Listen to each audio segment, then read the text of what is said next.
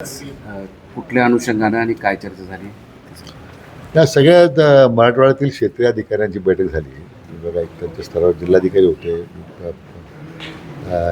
प्रांताधिकारी होते. याच्यामध्ये जो काही अर्ज नामंजूर होतात किंवा किती अर्ज आले, किती अर्जाची छाननी झाली, किती अर्ज आपण अजून प्रलंबित आहेत, आकडेवारी अशी दिसते की मला वाटतं शिंदे समितीच्या न्यायमूर्ती शिंदे साहेब समितीनंतर जी कार्यवाही झालेली होती, या नोंदी ज्या समोर आल्या होत्या, त्यामध्ये बहुतांशी आता कार्यवाही पूर्ण झालेली आहे, बऱ्यापैकी कार्यवाही झालेली आहे. आता मुळातच ज्या काही नोंदी समोर आहेत त्याचा जर विचार केला तर 0.3% फक्त काही टक्क्यावर जर विचार केला तर नोंदी नाकारलेल्या आहेत.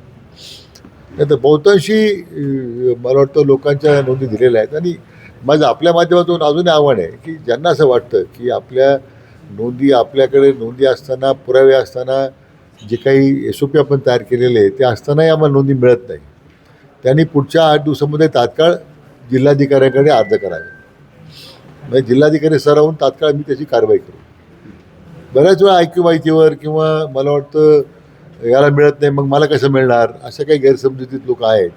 पण ज्यांना असं वाटतं की आमच्या नोंदी आहेत आणि जे पुरावे आहेत, वंशावळी समितीने आमची वंशावळी समितीला आता मुदतवाढ दिली. आता परवा दिवशी तो GR काढला, त्यांनी एकदा मान्य केल्यानंतर आम्ही दाखले द्यायच्या सूचना दिल्याच आहेत.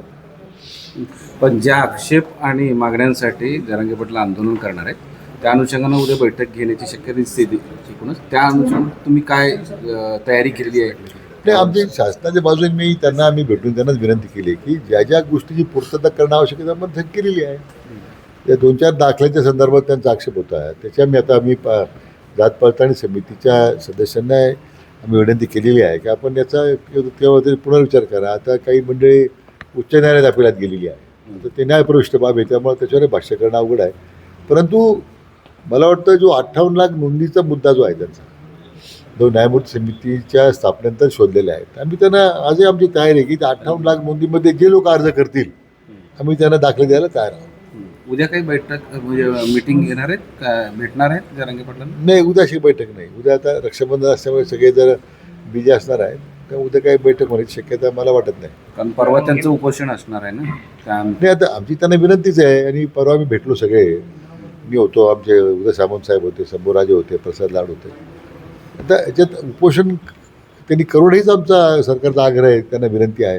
कारण ज्या ज्या मागण्या त्यांनी केलेल्या आहेत बहुतांशी आता पूर्ण केलेल्या आहेत. उलट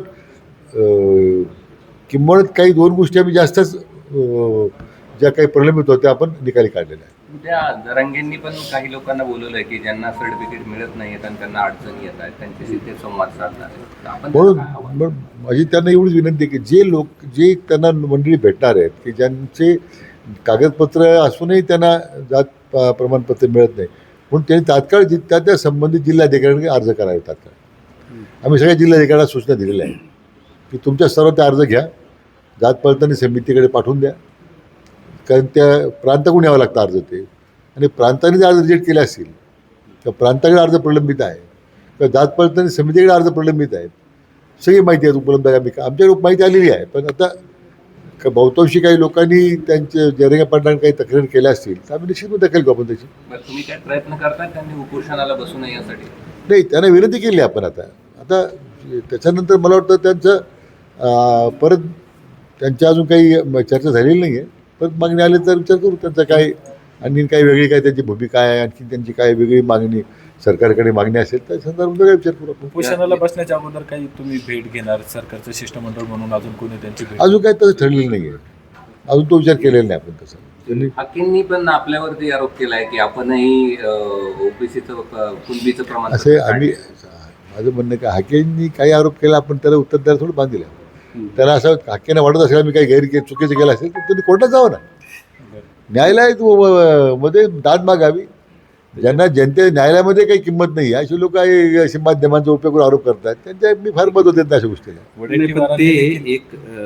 वडेट्टीवारांचं असं म्हणणं आहे की सुप्रिया सुळेंनी देखील प्रमाणपत्र काढलंय आणि मराठा समाजाचे जे नेते आहेत त्यांनी जवळपास 90% नेत्यांनी प्रमाणपत्र काढलंय. असं आहे की विदर्भामध्ये सगळे सगळ्या लोकांनी कुणबी प्रमाणपत्र घेतलीत ना, मग सगळ्या मराठ्यांनी कुणबी प्रमाणपत्र जे विदर्भात घेतले मग ते रद्द करायचे का?